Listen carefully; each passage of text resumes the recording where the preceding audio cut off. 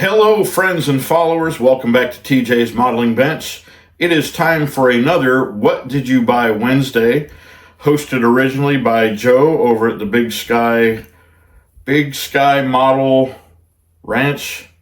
I never can remember his Big Sky something or other. It's Joe. Anyway, he's been doing this now for, well over a year, I guess. And it's not about showing somebody how much money you spent on stuff for your hobby. It's mainly about just showing people some new things maybe they haven't seen before, or they've been contemplating and now you have it. You can show how it works, what it is, whether you like it or you don't like it. This week, I upgraded a few things in my shop that I really needed. I'm always on the lookout for better organization for my workspace. So I started with some office desktop kind of furniture stuff, and it worked okay. It wasn't quite fitting my desires. And then sometime earlier this year, I guess it was, I bought this thing here. And it works pretty good as well, but I felt like I still wasn't as organized in my space as I wanted to be. So the other afternoon, I was kind of cleaning up between some builds that I've been working on, and I got on Amazon and I found this.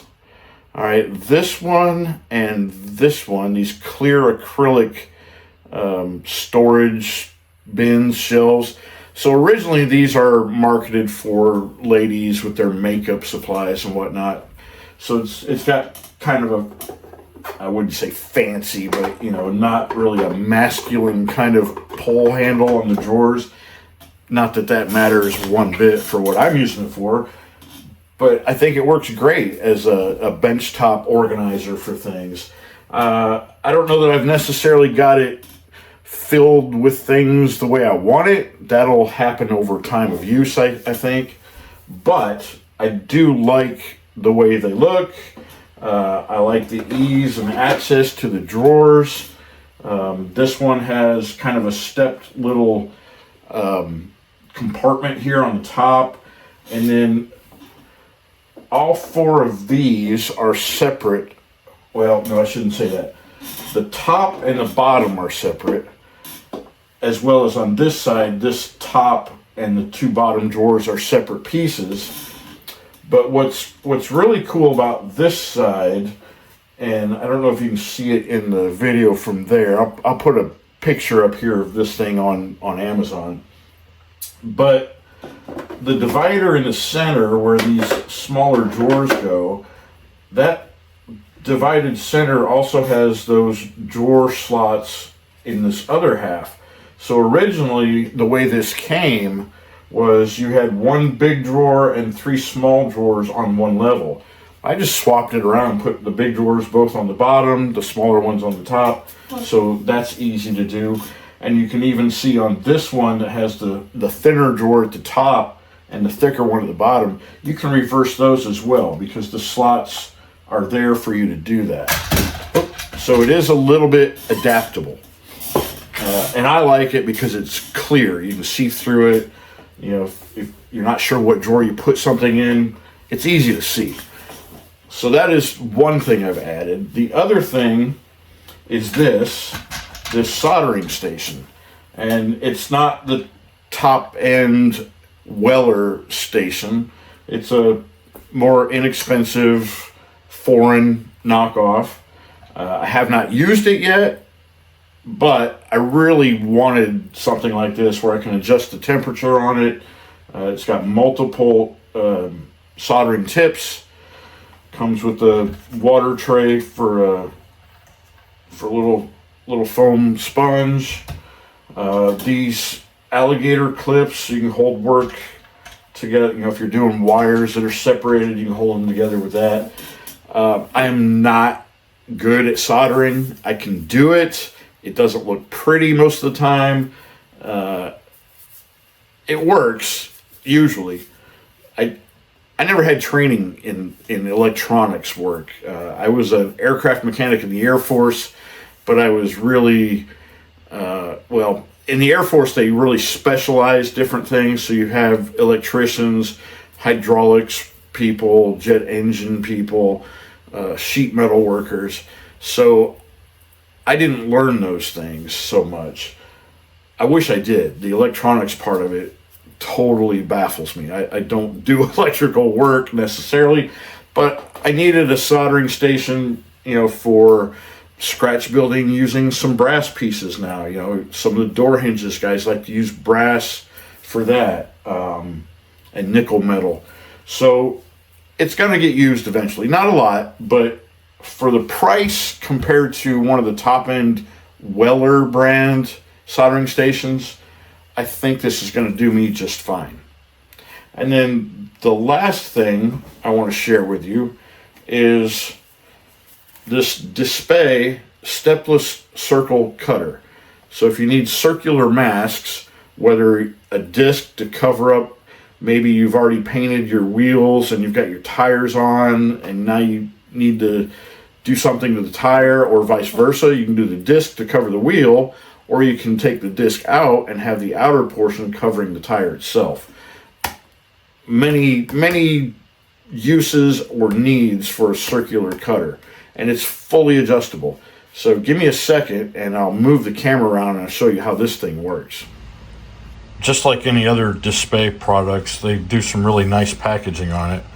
All right, so the inner piece slides out of the sleeve this way, and then the actual part slides out of the sleeve this way. And on the back of this other sleeve, you actually have instructions on how to use this. So it's got an anti-slip pad, which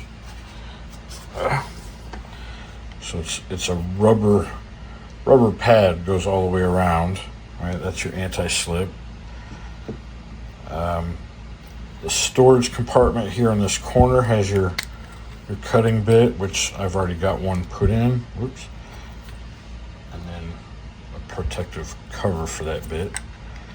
All right, so that just snaps in like that.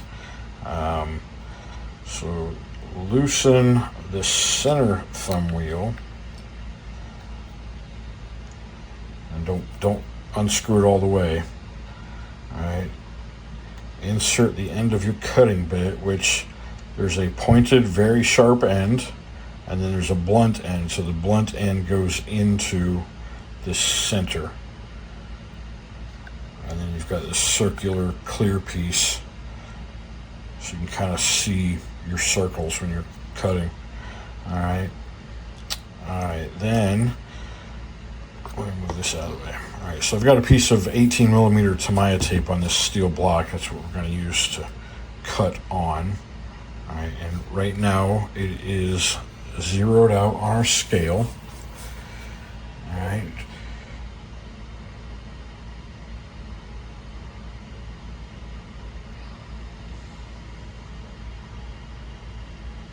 All right, then you use this knob to, all right, let's unscrew, loosen that.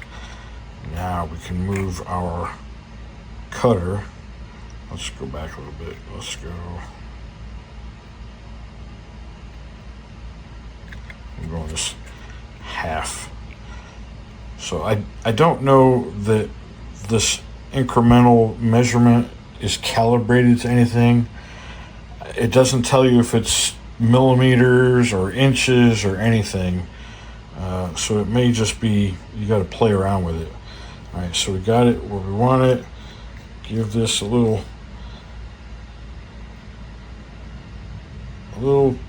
pressure, so you don't want it too tight on there, and then just give it a whirl.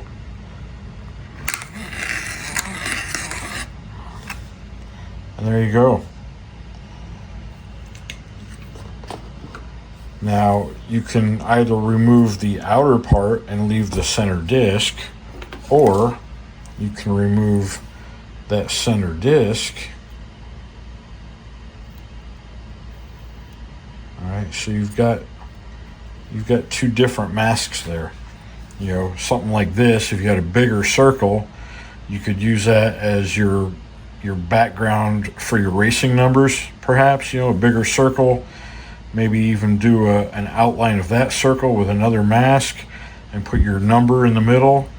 You know, this one here, I don't know if you needed to mask off the center of a wheel to do some outer portion of it. There's all kinds of uses for this, and it may be such that you get more use out of it in other facets of the hobby, like maybe model aircraft, but I think it's going to be an invaluable tool, actually. And I certainly think it's going to be a better tool for making circular cuts than this. You know, this circle template, you know, once you draw your circle on, now you got to hand cut it. And that hand cutting, you're not going to get a precise circle out of that, even following the lines. It's not going to be as exact as using this is. All right, so there you have it for this week's What Did You Buy Wednesday. I hope you got something out of this. If you haven't yet, please subscribe to the channel. If you're new here, thank you for coming in and watching. If you like what you see, come back, subscribe, hit that little bell icon so you know when I've uploaded something new. And until then, boys and girls, peace and love.